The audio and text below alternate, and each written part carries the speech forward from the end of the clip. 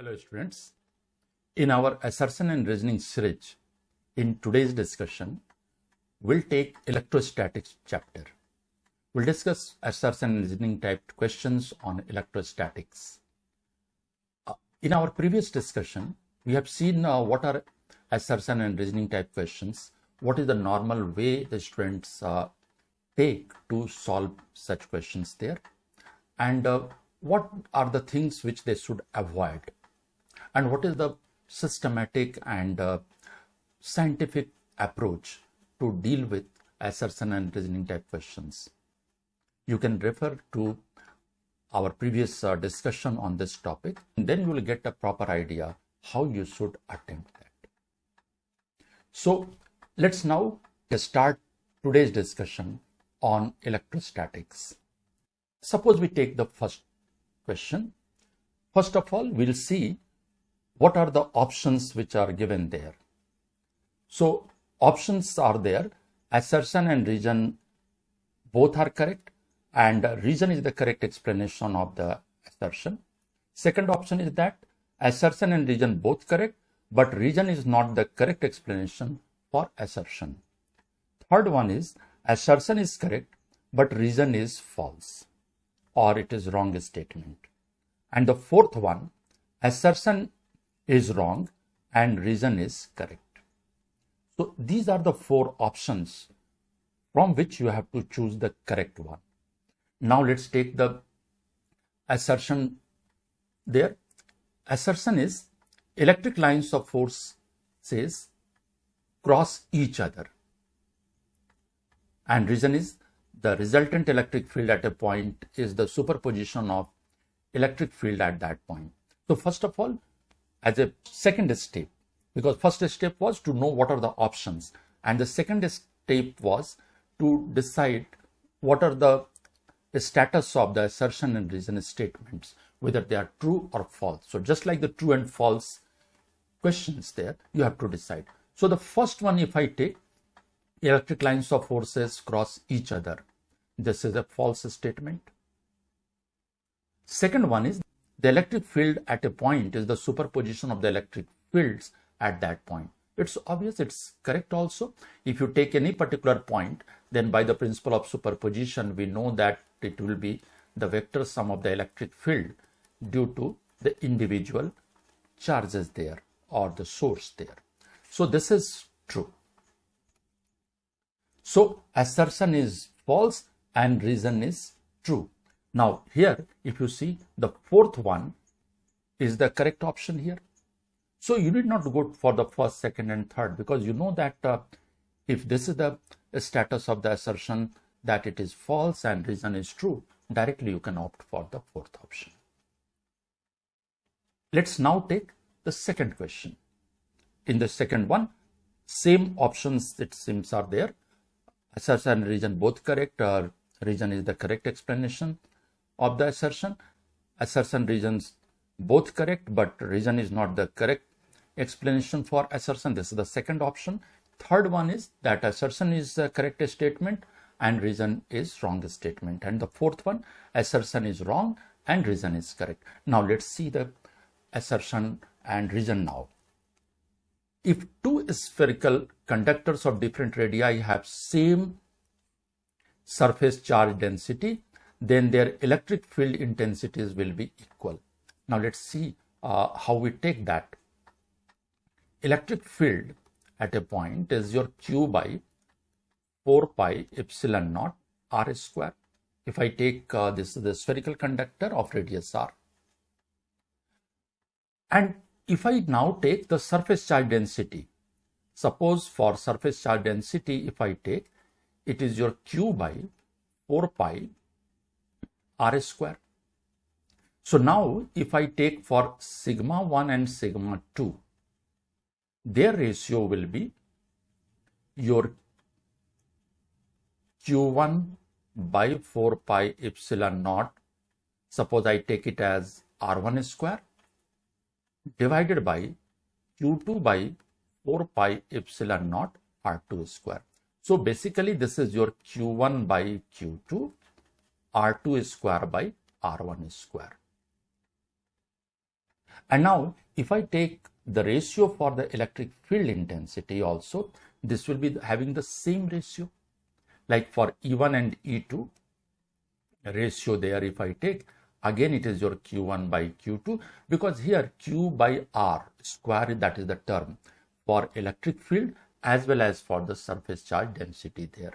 So in that case, this is also your R2 square. This is your R2 square by R1 square.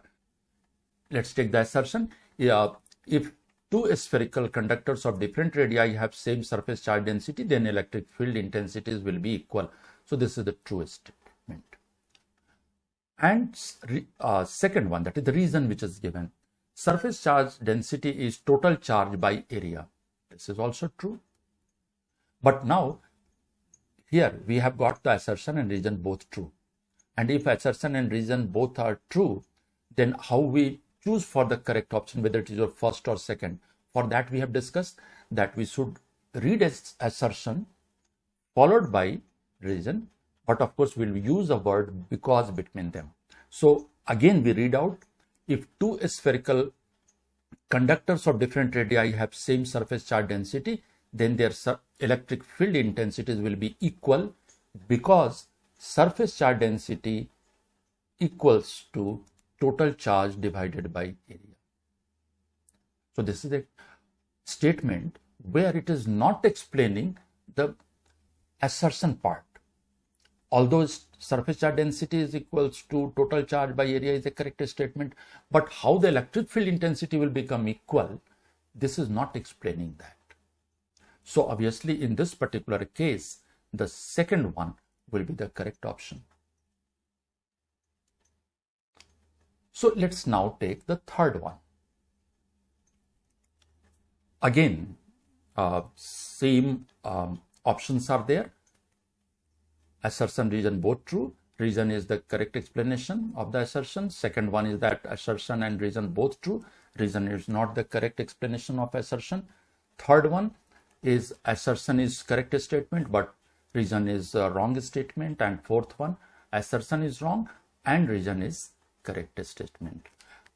I am repeating once again for each question so that you should go for the options first, because there may be change in the options.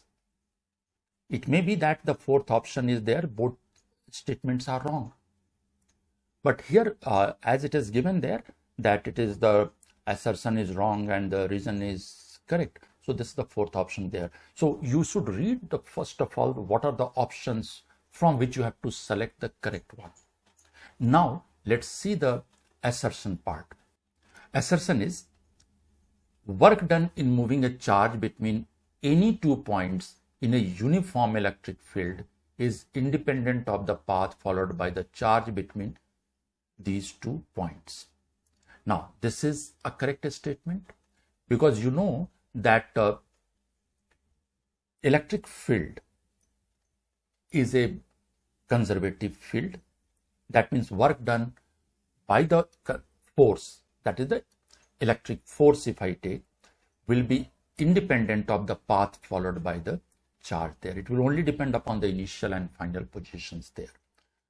And what is the reason given? Electric forces are non-conservative. So this is a false statement. So now here you see assertion is true, but reason is false. So in that case, the third one will be the correct option. Let's now take the fourth one. Again, first one, same option. Second one is also the same, reason is the correct explanation. Third one, assertion is correct, reason is false. Fourth one, assertion is wrong and reason is correct. Now, what is the assertion here? Capacity of a conductor is independent on the amount of charge. You know how it is related. Q is equals to CV. So basically C, if you take the capacitance there, which is related with the capacity for the conductor to hold charges there, so that will be your Q by V. If you are giving charge to the conductor, its potential will change, so that the ratio, if you take, it will be a constant for that particular conductor. So that means this is a correct statement, it is true. Reason is capacitance depends on the dielectric constant of the surrounding medium, shape and size of the conductor. So this is also a correct statement. Now we have to see whether the first option is correct or the second, because here assertion and reason both are correct. So let's read the statement. Capacity of a conductor is independent on the amount of charge on it because capacitance depends on the dielectric constant of surrounding medium, shape and size of the conductor. So it is a correct statement there. So that means obviously we can opt first option. So here you can see that assertion and reason is correct, and reason is the correct explanation for the assertion. So we can choose first option. Now let's take the fifth one. Again, same options are there. So let's now come to the assertion. Two parallel metal plates having charge plus Q and minus Q are facing at a distance between them. The plates are now immersed in kerosene oil and the electric potential between the plates decreases. Now you know that potential, if I take between any particular point, or potential difference if you are taking between 2 points there, that depends upon the medium between the two. And for that, you know that a dielectric constant term comes in the denominator there. If I take for the particular point charge, in that case it is your 1 by 4 pi epsilon naught K, which is the dielectric constant, and it is your Q divided by R. So it depends upon the dielectric constant there. And so obviously if I take the potential difference between 2 points there or 2 plates there, obviously it will depend upon the dielectric constant there. So this is a correct statement, it is true. Second one is that dielectric constant of kerosene oil is less than 1. Remember, if you take K as E naught by E, where K is the dielectric constant, E naught is the electric field in vacuum, and E is the electric field in the given medium there. If we say that dielectric constant is less than 1, it means electric field in that medium there will be more than the electric field in vacuum. And remember that in vacuum, we have their electric field between two charges as the maximum one. So obviously, in this particular case, this will be a wrong statement. This is false. So here, assertion is true, reason is false.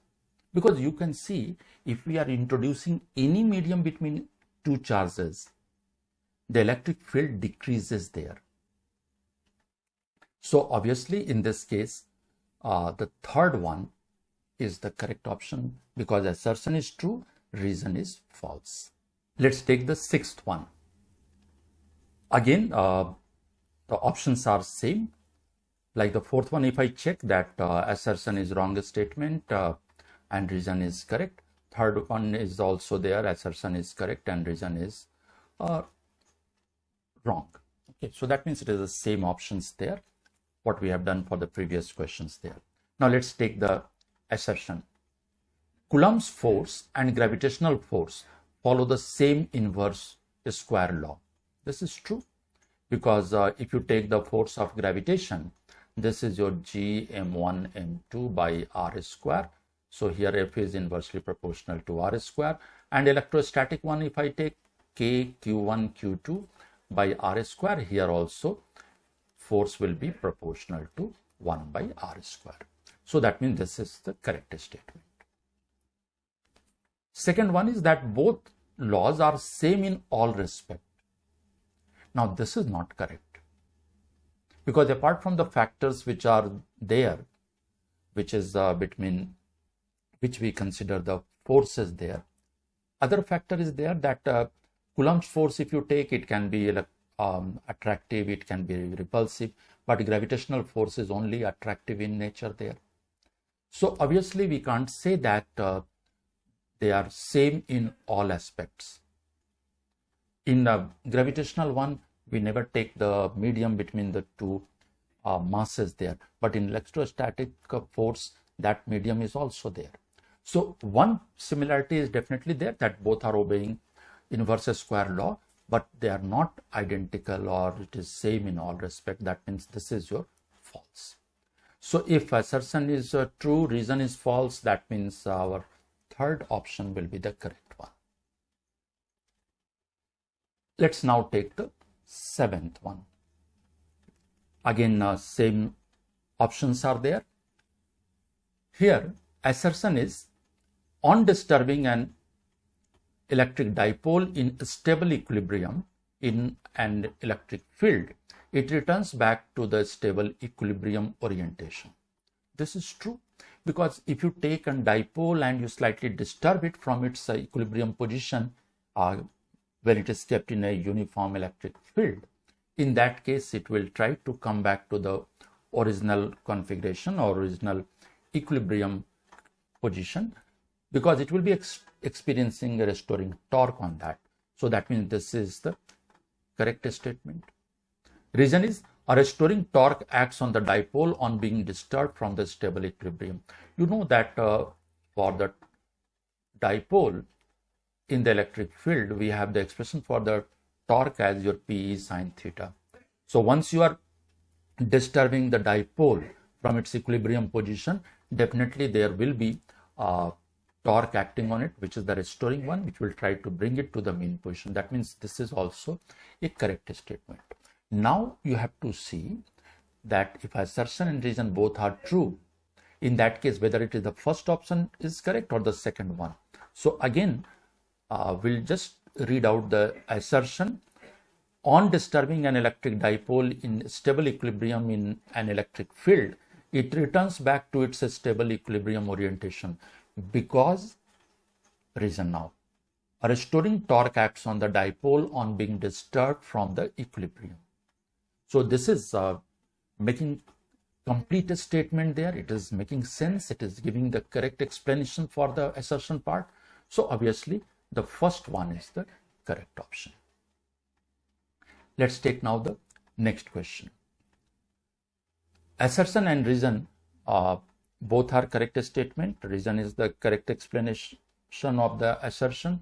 Second one, assertion and reason both are correct statement, but reason is not the correct explanation. Assertion is correct, reason is false. Third option. Fourth is the assertion is false and reason is correct.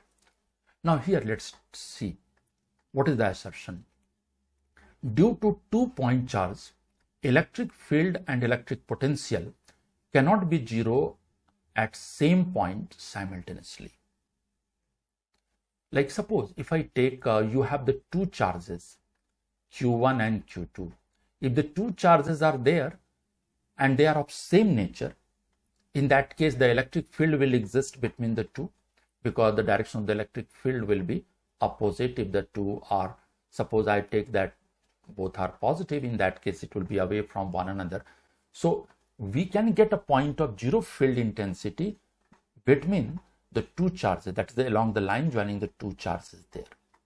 But if I take the potential here, potential will be algebraic sum of the potential due to individual charges. So in that case it is your, for first one if I take, it is your KQ1 by R1.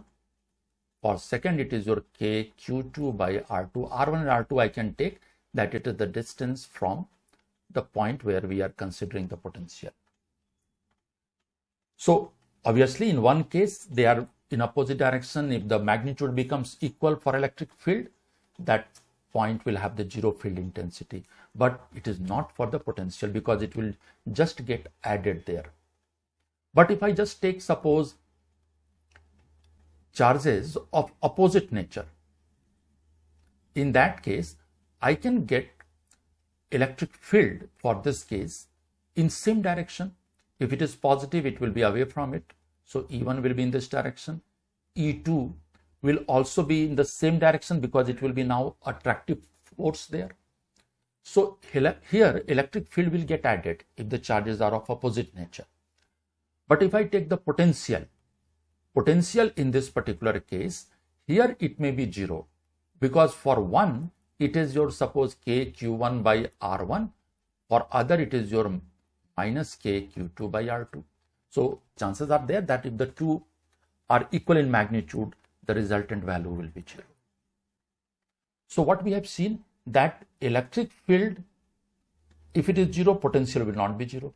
At the other point, if I take the potential is 0, then electric field is not 0. So obviously, here if I consider this statement, it is a correct one. That is, it is true. Second one, field is a vector quantity. Obviously, it's correct. Electric field is a vector quantity because it is basically force experienced by unit positive test charge placed at that point. And electric potential is a scalar. This is also correct because it is the work done per unit test charge in displacing it from a particular potential. If I take, it is the work done per unit test charge in displacing it from infinity to the given point. So here this is the scalar quantity because it is basically work done. So this is also true.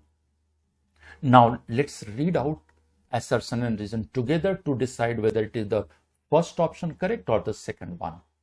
Due to 2 point charges, electric field and potential cannot be 0 at same point simultaneously because field is a vector quantity and potential is a scalar quantity. Making field vector and potential a scalar is not explaining how it is possible that at same point they cannot be 0 simultaneously. So obviously in this particular case, it is not the correct explanation. So second one is the correct option. That means reason is not the correct explanation for the assertion. Let's now take the next question. Again, for the same options are there, especially if I see the third and fourth, assertion is correct and reason is false. Fourth one is assertion is wrong and reason is correct. Let's now take the assertion. Electron moves from a region of low potential to a region of high potential. So this is the assertion. Now, if I consider the potential at a point, if I take due to a point charge, is your q by 4 pi epsilon naught r if I take it in vacuum.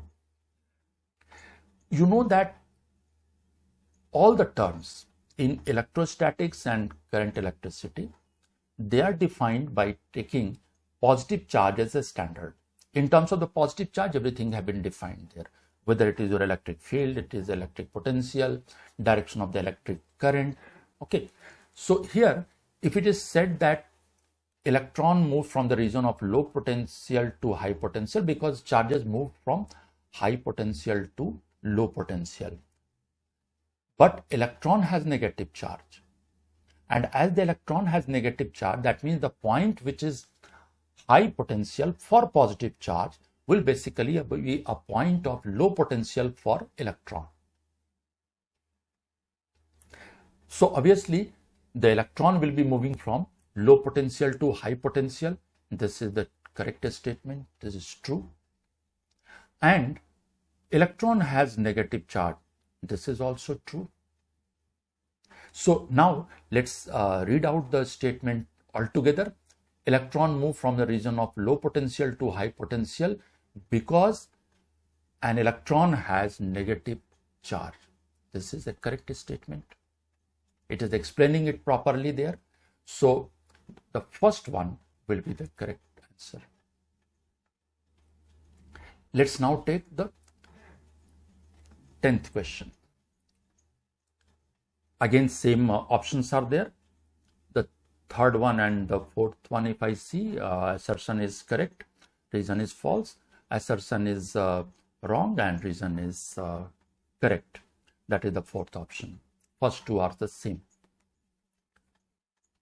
Assertion says if the distance between parallel plates of a capacitor is halved and the dielectric constant is made 3 times, then the capacitance becomes 6 times. Let's take the formula for the capacitance of a parallel plate capacitor. If I assume that medium is completely filling the gap between the plates of parallel plate capacitor, in that case it is your K epsilon naught A by D. Now, what was given there? The separation between the plates, distance between the plates is made half. That means we are making this D half, epsilon naught A by D by 2. And dielectric constant is made 3 times. So it is your 3 times the original value. So obviously it will become 6 times the original value of the capacitance there. So this is your 6 times. So the first statement is true. Now the second one. Capacity of a capacitor depends upon nature of the material between the plates.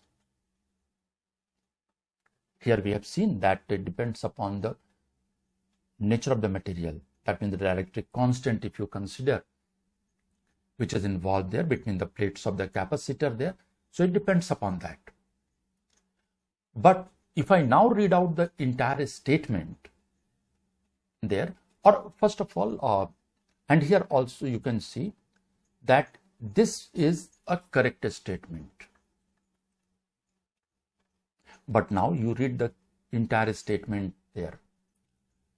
If the distance between the parallel plate of a capacitor is halved and the dielectric constant is made 3 times, then the capacitance becomes 6 times, because capacity of a capacitor depends upon the nature of the material between the plates. It's not explaining that how it has become 6 times.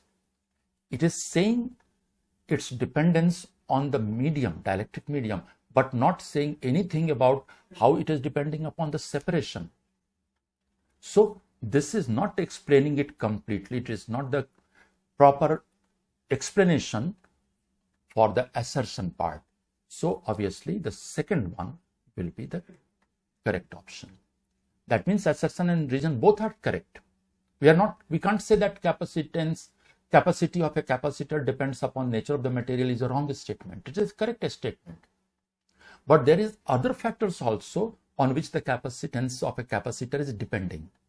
So second one is the correct option here.